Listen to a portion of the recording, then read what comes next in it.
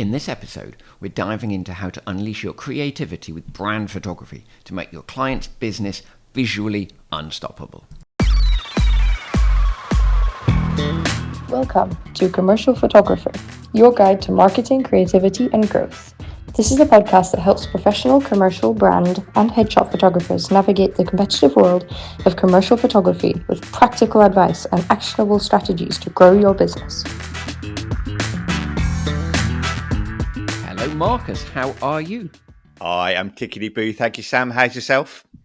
Surviving. Yes, getting there. Surviving. Oh, dear. That doesn't sound very positive. I'm sure you're doing very well. Well, you've got the summer coming to where you're the neck of the woods now. You must be getting to the summer, mustn't you? We are, yeah. It's been remarkably cloudy and rainy, which is very, very unusual here. But yes, we have got the summer coming. It is pretty warm actually right now. So, Marcus, what are you going to be talking to us about today? Well, Sam, I'm going to be talking about one of my favourite things. Okay. I'm going to be talking about brand photography and just how creative it is. Okay, right. Well, the only thing is, Marcus, you have to not groan the next time I mention the word email marketing. That's the only thing. I'll let you do this topic. If you agree to that, then I'll let you on. Okay, Marcus, before we get stuck into the nuts and bolts of it, let's run through what listeners are going to have gained by the end of the show. First of all, you're going to discover a simple mindset change that will instantly transform the meaning and depth of your images, turning them into powerful narratives instead of just good photos. Secondly, we'll talk about how shooting branding work actually sharpens your overall creative skills, forcing you to grow by pulling in ideas from all sorts of other photographic genres. And finally, we'll nail down the crucial difference between proper preparation and just hoping for the best, so you can achieve creative flow while remaining organised and professional. Yeah. So with brand photography, it doesn't really neatly fit into any single box. It's part portrait, part lifestyle, part fashion photography, part storytelling. But somehow it all comes together to represent who someone is and what their brand stands for. So every time I start a new project, it feels like opening the first page of a story I haven't read yet. Each brand has its own voice, its own style, its own energy. For example, Sam, last week I was photographing two branding coaches. One was a guy who is basically a performance coach, and was a woman who is dealing with women who are working in teams. And I approached them completely differently, as you'd expect. Two different projects, different lighting, different styling. Everything is completely different. So as a photographer, you're not just turning up with a camera and good lighting. You're translating personality and purpose into images that actually make people feel something. And that's what makes it so interesting. Yeah, and that's what makes it creative, Sam. You're always designing something. You're making me want to be a brand photographer now, Mark. It's sounding really fun. Thank you. So you basically, it's always new. You're never repeating yourself. Well, okay, maybe like with headshots, there's a certain formula you're going to follow, but that's because you're dealing with people very quickly. With my brand shoots, it can be if they could be a regular client and they could be a subscription client, I can have monthly shoots with them, or they might just be a one-off. So every brand I work with has a story behind it. Maybe it's a founder, like I said, who built their business from their kitchen table, or a creative team rebranding to reach a new audience. Whatever it is, that story becomes the heartbeat of the shoot. It's not. That's interesting. I've got a quick question for you. Yeah, go for it, Sam, please. Do you? Because I have this with the story you're trying to get across when I'm building websites. And do you find that the clients all actually already know their story, or do you sometimes have to help them realize they have one and help them get it out there? That's a great question. In my masterclasses, Sam, my branding masterclasses, I talk about future-focused photography, and when I work with my clients, I tell them I'm not just capturing where they are now, where they think they are. I'm going to photograph where they want to be, where they aspire to be, and they haven't really got that vision in the same way that I have. Maybe they got negative viewpoints or whatever, but they've got a different vision. I can look at it afresh and new, as it were. Does that sort of answer your question? Yeah. I think so. Yeah. Yeah. And that idea of future focused photography changes everything, because once you start thinking in terms of storytelling rather than simple visuals, your work takes on so much more depth. Another great thing about branding photography, it's a blend of different genres. And again, I know we've talked about this on the show before about how shooting in different genres can really improve your own photography. Whether you're like, let me say, like a studio photographer, and you go out in your spare time pounding the streets doing street photography, and how that can help you out. It's the same way with branding photography. It's really fluid. One minute you're shooting a clean editorial style portrait. The next you're styling a product that could be a flat lay or capturing a lifestyle scene that feels something spontaneous and authentic. You get to borrow from so many different genres: fashion, fine art, documentary, commercial, and you blend them all together in a way that feels unique to each brand. And that mix keeps you creatively sharp. You're constantly adapting, learning, and trying something new. That's interesting. I'm thinking to a book now, Mark, as you reminded. Have you read any of Donald Miller books, especially his one related to story The brand? brand story, the story brand. Yeah. Yeah, I've definitely. What's your viewpoint on that? I've read his books, yes, a few times. Yeah, so I mean, I've read the books, and I've kind of, if you go to his website, he has like things to help you take you through a story brand, and it's really interesting take, isn't it? Because his main takeaway, I think, correct me if you disagree, but for me, the main takeaway is whenever you're building your story, his take on it is whenever you're building your story, that your customer has to be the hero, because everyone thinks they are the hero. You're not the hero. You're Yoda, and they're Luke, and you're their guide, and you're guiding. And that's his kind of takeaway, isn't it? That if you say, I'm here to save the day, they're not interested. But if you say, you're here to save the day, and I'm here to be you're the guide. Yeah, spirit, as a photographer. I am the guide to help you through. They much more respond to that. Yeah, and I, if you dig a little bit deeper on the internet, I haven't got the links on me. Maybe I might be putting the show notes if I can find them. He's a really interesting article he wrote about photography and his concept, the story brand concept, and how. Oh, that'd be really interesting. I've quoted from it a few times in my blogs. Actually, it's quite good because he's not really talking about photography. He's talking about. Well, what is he talking? It's about films mainly, isn't he? That's where he sort of starts off, and then I think it's yes. I mean, just while we're on that subject, Sam, I think there is a bit of confusion about storytelling and the way that it's used by photographers now in branding photography. Photography in itself, you're telling a story. That's inert in taking a photograph. It's different to telling a story where you got the guide and all that. That is a different type of. The Donald Miller approach is different.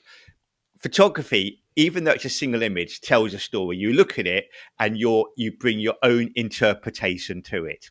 Yeah. But presumably also, though, a series of your images, as well as the single image stories, a series of images are helping to tell that story of the brand. Exactly right. And in fact, that's what I'm going to go on to next, fun enough, about this idea of...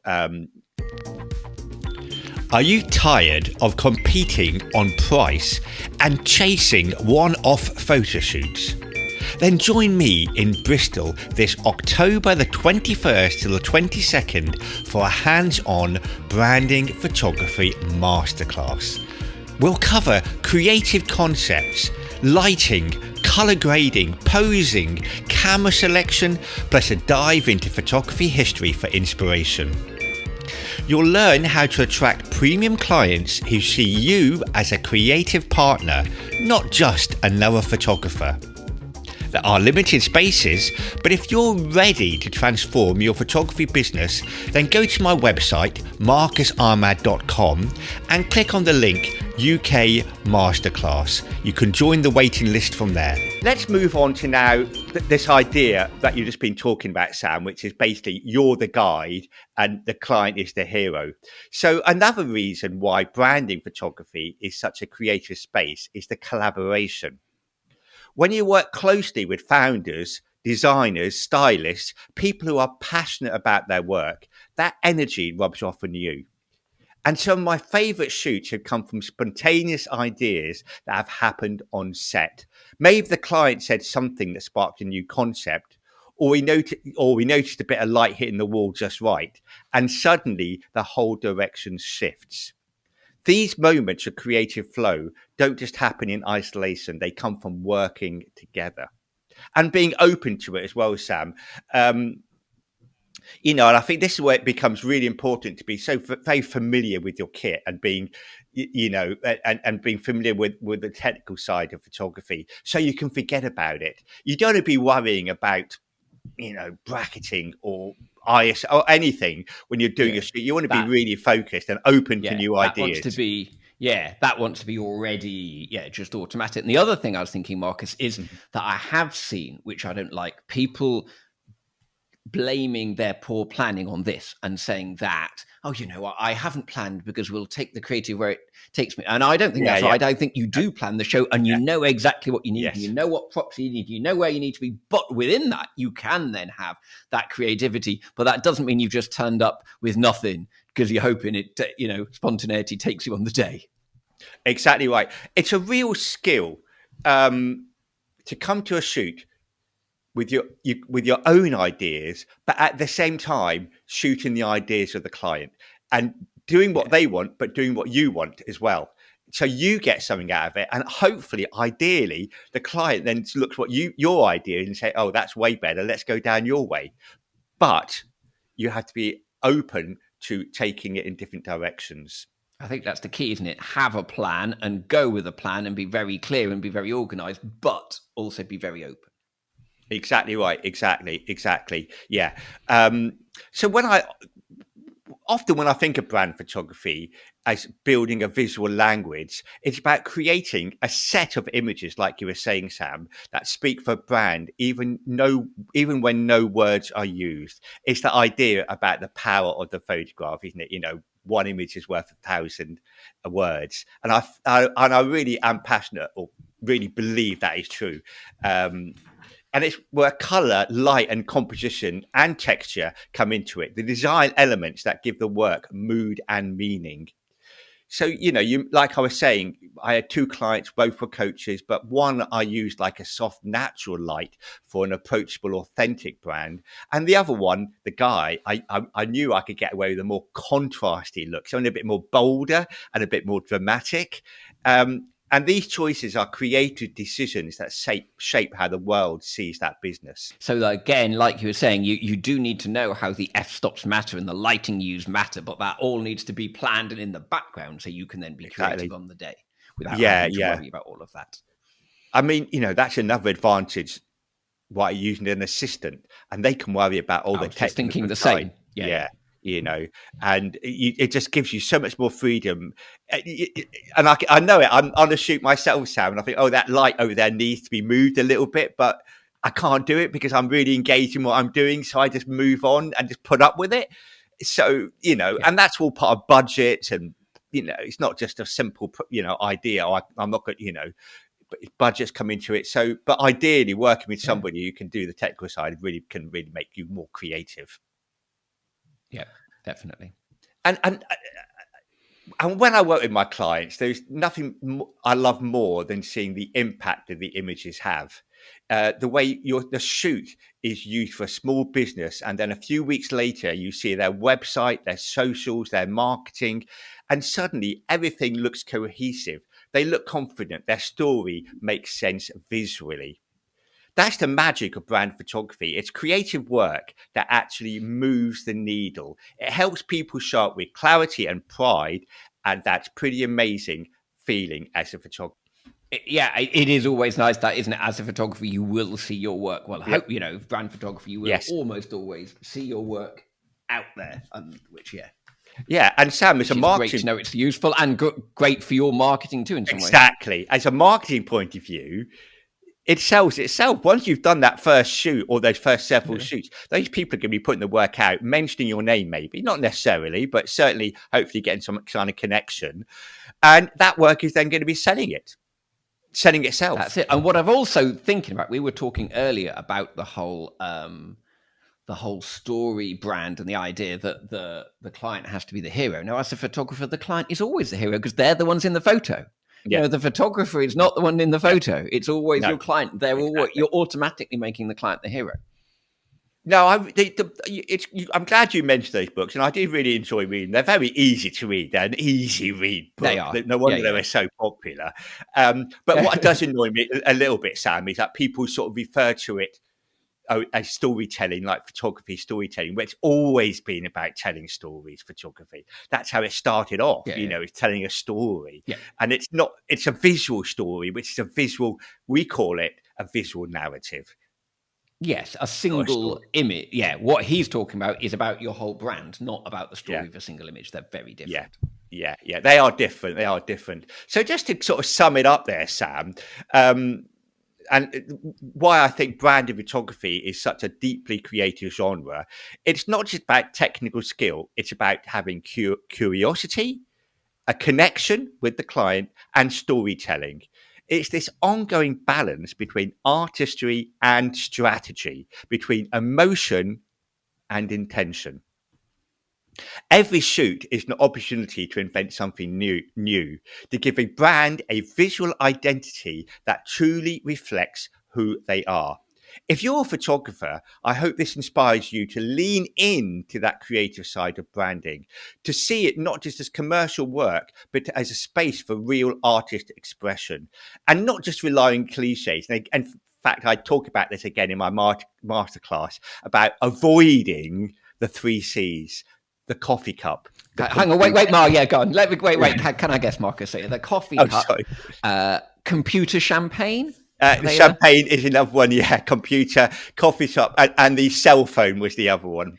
Is the cell phone with a C, which is American. But yeah, look, I've done it myself, Sam. I've photographed using those elements, but really, I say to my other listeners, dig deeper. There's more out there, and that just takes time and creativity. Yeah. So that's my point. There you go, Sam. I think I'm going to put branding photography for me is a great creative outlay. So, Sam, I hope that's given all the photographers listening a real shot in the arm and a clear path to getting more creative with their brand work. Just to quickly recap what we covered today, we really focused on the major benefits. First, you learned that by shifting your focus from simply capturing the moment to finding the core visual narrative, you can instantly unlock more meaning and depth in every single image you take.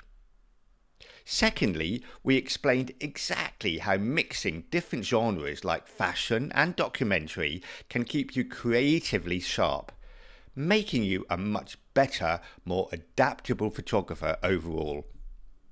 And finally, we showed you that being properly organised and having a clear plan is what allows you to be spontaneous on the day, which is where those amazing unique shots really come from. Ultimately, by taking these 3 things on board, you're not just going to be taking photos, you're going to be building cohesive, powerful visual languages that can help businesses succeed. And don't forget that you can get for free the Commercial Photographer Guide to Creativity and Marketing. After all, that's what this show is all about. To get your free download, all you need to do is go to our website at commercial-photographer-podcast.com/creativity. Let me do that one again. commercial-photographer-podcast.com/creativity. And from there, you can get your free guide from us to marketing and creativity. Well, that was really good, Marcus. Cool. So, I think we're left just to say, I'll see you next week. I'll see you next week, Sam. Thank you. And thanks for listening to this week's episode. If you want to make sure you never miss a show, head to our website and sign up for the newsletter. We'll be back next week with more practical advice to help you grow your business. See you next time.